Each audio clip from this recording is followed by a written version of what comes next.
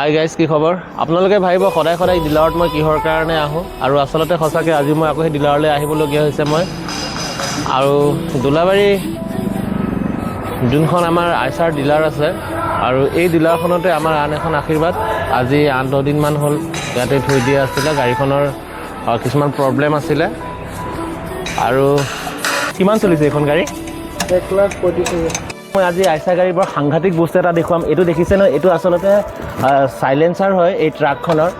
আৰু এই ট্ৰাকখনৰ চাইলেঞ্চাৰৰ ভিতৰত চাওকচোন এয়া। আৰু এই প্ৰব্লেমটো আপোনালোকৰ যেতিয়া আহে গাড়ীখনৰ পিক আপ নোহোৱা হৈ যায়, আৰু ল' পিক আপ লাগি যায়, গাড়ীখনৰ পিক আপ নহয়। আৰু এই বস্তুটো কেতিয়া জমা হয়? যেতিয়া আপোনাৰ গাড়ীখনে ইউৰিয়াটো ভালকৈ পুৰিব নোৱাৰে, আৰু তেতিয়া চাইলেঞ্চাৰটো জাম হৈ যোৱাৰ পিছত গাড়ীখন পিক আপ নোলোৱা হৈ যায়। আৰু তেতিয়া ইয়াত এনেকৈ চাইলেঞ্চাৰটো ধুনীয়াকৈ খুলি পেলাই আকৌ ৱাছ কৰি লগাই দিয়াৰ পিছত আকৌ আগৰ নিচিনাকৈ ধুনীয়া হৈ যায়। গাড়ীখন পিক আপ আকৌ আগৰ নিচিনাকৈ ভাল হৈ যাব। ইয়াত যথেষ্ট সোপা এনেকুৱা কাৰ্বন ওলাইছে। বৰ আচৰিত নহয়নে বাৰু? আৰু আইচাৰ গাড়ী এনেকুৱা সৰু ডাঙৰ বহুত প্ৰব্লেম আছে। আৰু এয়া নিজে লাইটবোৰ টাইট কৰি আছে, আৰু এই লাইটবোৰ চেঞ্জ কৰা হৈছে। আচলতে এইবোৰ যিবোৰ লাইট আহিছিলে গাড়ীৰ লগত, এই লাইটবোৰত পানী সোমাই আছিলে। আৰু এইফালৰ 3টা লাইট চেঞ্জ কৰা হৈছে, আৰু এইফালৰ এই বেক গিয়াৰত যোনটো লাইট জ্বলে সেই লাইটটো এতিয়া চেঞ্জ হ'ব, আনি থৈছে। আৰু অন্যান্য বহুত কাম আছিলে গাড়ীখন।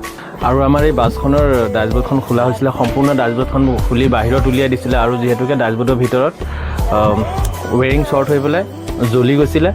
আৰু ৱেৰিঙৰ যিখিনি কাম আমাৰ তেজপুৰ ডিলাৰত সুমন নামৰ ল'ৰা এজন আছে, আৰু তেওঁ বহুত ধুনীয়া আৰু খুব চিনচিয়াৰলি কাম কৰে। আৰু গাড়ীখন কোম্পানীৰ পৰা আহোঁতে যেনেকৈ ৱেৰিংখিনি আছিলে, ঠিক তেনেকৈ সি ধুনীয়াকৈ ৱেৰিংখিনি ভালকৈ কৰিছে, খুব ভাল লাগিছে। আৰু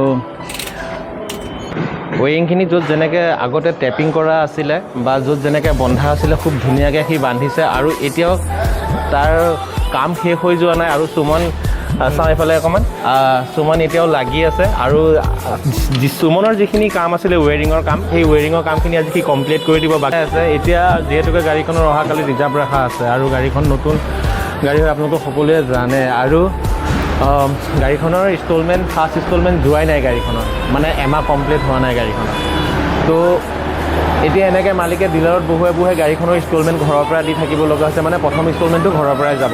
আৰু যিহেতুকে গাড়ীখনৰ অহাকালি ৰিজাৰ্ভ এটা আছে, গাড়ীখন লৈ যাবগৈ লাগিব।